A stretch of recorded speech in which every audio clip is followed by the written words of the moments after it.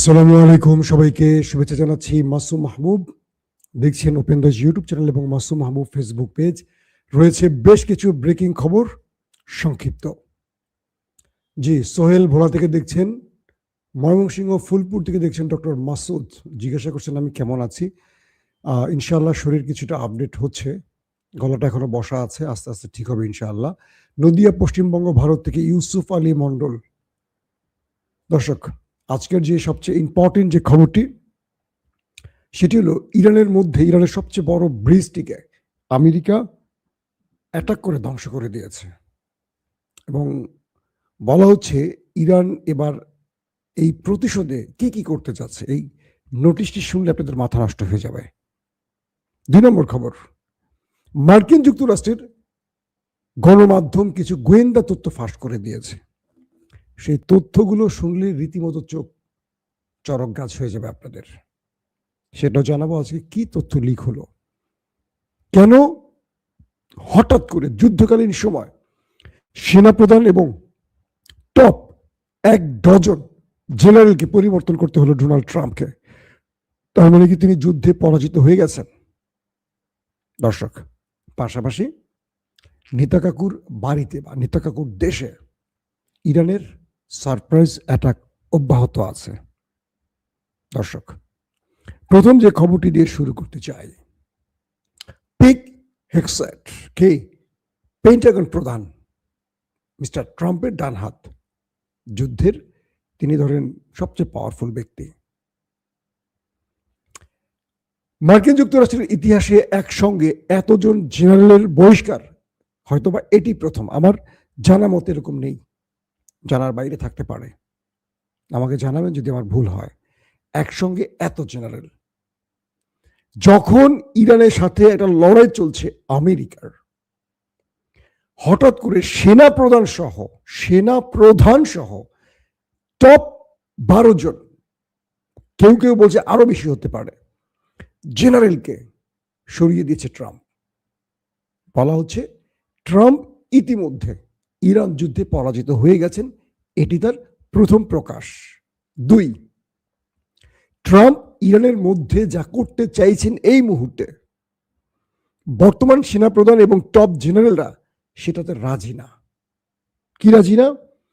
Trump বলছেন খার্ক island সহ ইরানের পারমাণবিক প্রজেক্টগুলোতে, প্ল্যানগুলোতে তারা স্থল অভিযান চালাবেন। সেনাবাহিনী বলছে এখান থেকে আমাদের সেনারা ফিরে আসতে পারবে না। কিন্তু ট্রাম্প বলছেন আমার ইজ্জত বাঁচাতে হলে এটা করতে হবে। সেনাবাহিনী বলছে একজন ব্যক্তির ইজ্জতের চেয়ে আমেরিকার ইজ্জত বড়। ক্লিয়ার? ট্রাম্প বললেন আমার ক্ষমতা আছে, আমি তোমাদের সরিয়ে দিব। তারা বলেন ওকে ফাইন, ফায়ার করেন, সরে যাই। রাষ্ট্রবাচক। নতুন যাকে সেনা প্রদান করা হয়েছে, বলা হচ্ছে তাকে দিয়ে ইরানের মধ্যে বড় কোনো জাহান্নাম তৈরি করতে চাচ্ছেন ট্রাম্প। কিন্তু এ পর্যন্ত যতটুকু তথ্য পাওয়া গেছে, জাহান্নাম উল্টো দিকে মুভ করেছে, ইরানের দিকে না, শত্রুর দিকে মুভ করেছে। কি সেটি? মার্কিন গণমাধ্যমগুলো বলছে যে ইরান এবং ট্রাম্প বাহিনীর লড়াইতে হাজার হাজার ট্রাম্প বাহিনী প্রাণ হারিয়েছে, যেটা প্রকাশ্যে আসেনি। নাম্বার 1। নাম্বার 2, আমেরিকা বা ট্রাম্প যে বারবার দাবি করছে যে ইরানের সামরিক স্থাপনা, এয়ার মানে কি বলে, বিমান বাহিনী, নৌবাহিনী সব ধ্বংস করে দেওয়া হয়েছে, মিসাইল স্টোরেজ কিংবা ড্রোন স্টোরেজ সব ধ্বংস করা হয়েছে, এগুলো সব মিথ্যা অভিযোগ। অর্থাৎ মার্কিন গণমাধ্যম সেনাবাহিনীর তথ্যগুলোকে এইভাবে প্রকাশ করে দিয়েছে। অর্থাৎ সেনাবাহিনীর ভেতর থেকেই টপ পর্যায়ের কেউ এই তথ্যগুলো গণমাধ্যমকে দিয়ে দিয়েছে, যেহেতু তারা তাদেরকে বহিষ্কার করেছে। আসল তথ্য জাতিকে জানাবার জন্য ফ্ল্যাশ করে দেওয়া হয়েছে। তবে কে ফ্ল্যাশ করেছে এটা গোপন আছে। বলা হচ্ছে ইরান এখন পর্যন্ত যে মুভমেন্টে বা যে অবস্থায় লড়াই করছে, এখানে ইরান পরাজিত নয়, বরং আমেরিকা পরাজিত। কে বলছে? সেই গোয়েন্দা তথ্যগুলো। মার্কিন সেই গোয়েন্দা তথ্য আরো বলছে ইরানের কাছে আনটাচেবল আনটাচেবল অজস্র না, হাজার হাজার ড্রোন মিসাইল এখনো পড়ে আছে, হাজার হাজার, যেগুলো ইরান ব্যবহারই করেনি। তারা বলছে ইরান যে যুদ্ধটা চালাচ্ছে সক্ষমতার ভিত্তিতে, অর্থাৎ যখন ইরান শত্রুকে এই মুহূর্তে শাহেদ ড্রোন দিয়ে কাবু করতে পারছে, তারা নতুন ড্রোন মাঠে আনছে না, শাহেদকেই ব্যবহার করছে, তার চেয়ে ভয়ঙ্কর ড্রোনগুলোকে তারা জমা রেখেছে, যেগুলো টাচই করে না এখন পর্যন্ত, একদম নতুন, যাতে শত্রু এটার আদলে প্রতিরক্ষা তৈরি করতে না পারে। এটাকে সারপ্রাইজ হিসেবে রেখেছে। শুধু তাই নয়, একটি নয়, আরো একাধিক ড্রোন, মানে আরো একাধিক স্টাইলের, মানে ক্ষমতা সম্পূর্ণ নতুন ড্রোন ইরানের কাছে আছে, যেগুলো এখন তারা টাচ করেনি। পাশাপাশি ইরানে রয়েছে আরো ভয়ঙ্কর সব মিসাইল, যেগুলো এখন পর্যন্ত ইরান ব্যবহার করেনি। সেই গোয়েন্দা তথ্য বলছে ইরানের কাছে মিসাইল এবং ড্রোনের যে সংখ্যা, এটা মার্কিনীদের ধারণার বাইরে। কারণ এ পর্যন্ত যত অ্যাটাক হয়েছে, কখনো মনে হয়নি যে ইরানের ড্রোন কিংবা মিসাইলের শট পড়ছে, বরং আমেরিকার মিসাইল শট পড়ছে। কে বলছে? মার্কিন গণমাধ্যম, গোয়েন্দা তথ্যের আলোকে। বুঝতে পারছেন? বলা হচ্ছে ইরানের ভেতরে, ইরানের যে পাহাড় অঞ্চলগুলো আছে, পার্বত্য অঞ্চল, এই পার্বত্য অঞ্চলের মাটির অনেক গভীরে মিসাইল এবং ড্রোনের শহর বানানো হয়েছে, যেটার লোকেশন বা যেটার অবস্থান আমেরিকানরা এখনো জানে না। আমেরিকানরা যেগুলো জানে সেগুলোতে হামলা করা হয়েছে, কিন্তু ইরান সেখানে প্রচুর সংখ্যক মিসাইল ড্রোন রাখেনি। অনেক সময় আমেরিকান ইসরায়েলদের ফাঁকি দেওয়ার জন্য ড্যামো বা দামি কিছু মিসাইল বা ড্রোন রেখে আমাদের মহামূল্যবান F-35 সেখানে ঢুকে হিট করে আসছে।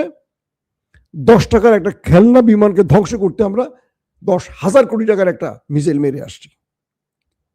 বুঝতে পারছেন? তারা বলছেন ইরানের কাছে কল্পনার বাইরে মিসাইল এবং ড্রোন আছে। তারা এই যুদ্ধ চাইলে আরো 6 মাস টেনে নিতে পারবে, কিন্তু আমেরিকা 1 মাস পরই মিসাইল সংকটে পড়ে যাবে। যে কারণে এই জেনারেলরা আলোচনা চাইছিল, যুদ্ধ করতে চাইছিল না, কারণ তারা 2 দিনের একটা জার্নিতে এসেছিল। ইসরায়েলের প্রধানমন্ত্রী নেতানিয়াহু বলেছিলেন ট্রাম্পকে, এটা 2 দিনের জার্নি, অর্থাৎ 2 দিনের মধ্যে ইরানের সুপ্রিম কমান্ডার, টপ জেনারেলদের আমরা মেরে দিব, রেজিম চেঞ্জ ঘটে যাবে, আমরা পুতুল সরকার বসিয়ে দেব, শেষ খেলা, জনগণ মানে সরকার বিরোধীরা মাঠে নেমে যাবে, পুরো ইরান আমাদের কন্ট্রোলে আসবে। কিন্তু ঘটেছে তার পুরো উল্টোটা। খামেনির মৃত্যুর পর যিনি দায়িত্ব নিয়েছেন তার ছেলে বাবার চেয়ে বেশি অ্যাগ্রেসিভ। IRGC চিফ মারা গেছেন, তার জায়গায় যিনি বসছেন তিনি আরো অ্যাগ্রেসিভ।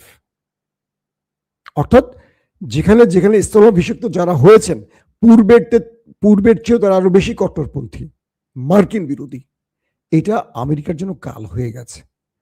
যে খামেনি থাকলে এতদিন যুদ্ধবিরোধী হয়ে যেত, সেই খামেনিকে মেরে ট্রাম্প কি ভুল করছে এখন বুঝতে পারছেন, কিন্তু কাজটা তো করেছে ইসরায়েল। এখন অবস্থাটা কি তৈরি হয়েছে? স্বয়ং আমেরিকার মধ্যে, সেনাবাহিনীর মধ্যে ভয়ঙ্কর ক্ষোভ তৈরি হয়ে গেছে।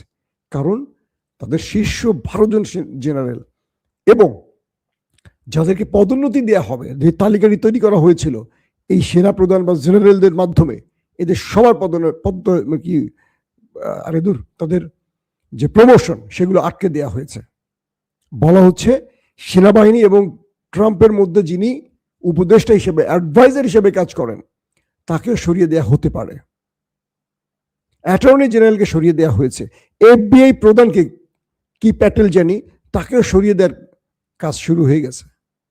ট্রাম্প কি শুরু করতে চাচ্ছেন? মানে ইসরায়েলের জন্য পুরো আমেরিকার বিরুদ্ধে একা লড়াই শুরু করে দিলেন ট্রাম্প, এক ইসরায়েলকে খুশি করতে। তার মানে আমেরিকার প্রেসিডেন্টরা কখনো আমেরিকান হয় না, নাকি ওই দেশটিরই মদতপুষ্ট হয়? যেমন আমাদের দেশের প্রধানমন্ত্রীরা সবসময় ভারতের, আর বলা যাবে না, চাকরি থাকবে না। এখন কি বলবেন? ইরানের ভেতরে যে পাহাড়ি অঞ্চল, কারণ আমেরিকা ইসরায়েল যে টার্গেটগুলোতে হিট করে, তারা স্যাটেলাইটে যে তথ্য পায় এবং যেই GPS লোকেশনগুলো পায় সেখানে করে। কিন্তু ইরান মাটির নিচে যে শহর বা একটা নতুন ইরান বানিয়ে রেখেছে, এটা কত কিলোমিটার জুড়ে, কত বিশাল টানেল, কত রকেট মিসাইল আছে এটা আমেরিকানদের কাছে তথ্য নাই। তারা বলছে যে ট্রাম্প বারবার বলছেন এগুলো মিথ্যা কথা, ইরানের কোনো মিসাইল শেষ হয়নি, তারা আরো 6 মাস যুদ্ধ টানা চালিয়ে যেতে পারবেন, এদিকে তাদের অস্ত্র আবার তৈরি হচ্ছে, যেগুলো শেষ হচ্ছে সেগুলো তৈরি হয়ে যাচ্ছে, কিন্তু আমেরিকা সেটা পারছে না। আমেরিকা 1 বছর পারবে টেনে থাকতে। দর্শক, দ্বিতীয় যে গুরুত্বপূর্ণ খবর সেটি হলো যে ইরানের পক্ষ থেকে বলা হয়েছে যে আমাদের উপর আপনারা যত বড়ই হামলা করেন সেই হামলাটা আমরা আপনাদের প্রতি উত্তর দেব, যা করবেন তার প্রতি উত্তর সেম দেব। ইরানের সবচেয়ে বৃহৎ যে ব্রিজটি, সেই ব্রিজটিতে বোমা হামলা করেছে ড্রাম বাহিনী এবং সেখানে অনেক হতাহত হয়েছে। এই ব্রিজটি নির্মাণাধীন ছিল। বলা হচ্ছিল যে ইরানিদের একটি স্বপ্ন ছিল, ড্রিম ছিল, ধরেন আমাদের পদ্মা সেতু একটা স্বপ্ন, আমেরিকা এসে বা ভারত এসে ভেঙে দিল, এরকম একটা ব্যাপার তৈরি হয়েছে আর কি। ইরানের পক্ষ থেকে বলা হয়েছে যে আপনারা আমাদের সম্পদের অবৈধভাবে যতই হামলা করেন, যুদ্ধের নিয়ম বহির্ভূত আমাদের স্ট্রাকচারগুলো যেভাবে ধ্বংস করছেন, এটা আমরা এইভাবে ছাড়বো না, আমরা প্রতি উত্তর দেব। প্রতি উত্তর কি? ইরান রেড নোটিশ জারি করেছে নতুন করে, দখলদারদের গুরুত্বপূর্ণ ব্রিজ ওড়াবে। এবার কুয়েতের নাম বলে দিচ্ছে কোন কোন ব্রিজ। কুয়েতের একটি বিশাল ব্রিজ উড়িয়ে দেবে, সৌদি আরবের একটি ব্রিজ ওড়ানো হবে, আরব আমিরাত এবং বাহরাইনের গুরুত্বপূর্ণ অনেকগুলো অবকাঠামো ব্রিজ এবং তাদের ওই যে কি বলে তাদের যে বিশাল বিশাল ভবনগুলো আছে না, অর্থাৎ এবার এই গালফ কান্ট্রির মধ্যে তাদের বড় বড় সম্পদগুলোকে টার্গেট করবে ইরান।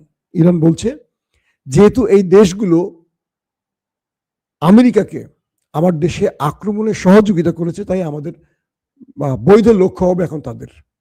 তার মানে সৌদি আরব, কুয়েত, বাহরাইন, আরব আমিরাত তাদের অহংকারের কিছু হারাতে যাচ্ছে।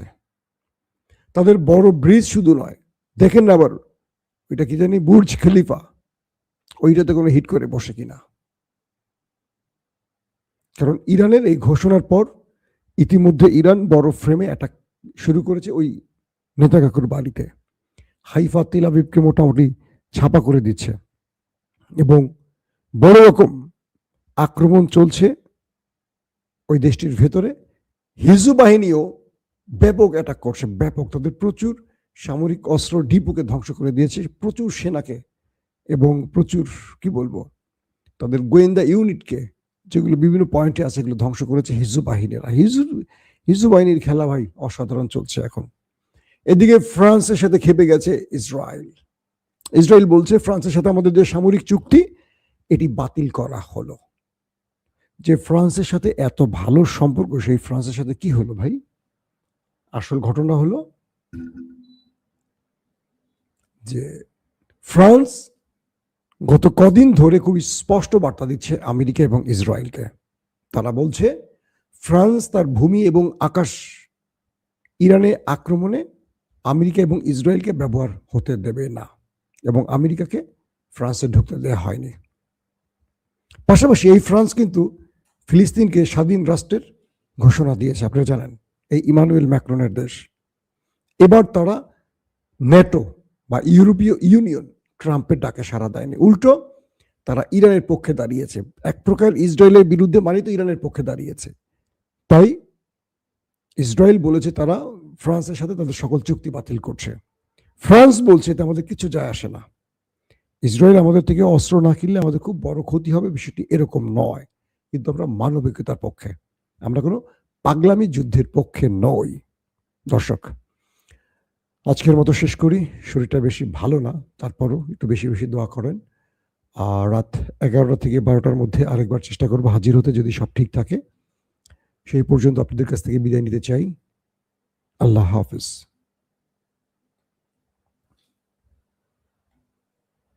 ওপেন দাইস মানে সত্যকে সত্য বলা, মিথ্যেকে মিথ্যে বলা। আমরা শোনা কথা নয়, চোখে যা দেখি তাই বলি।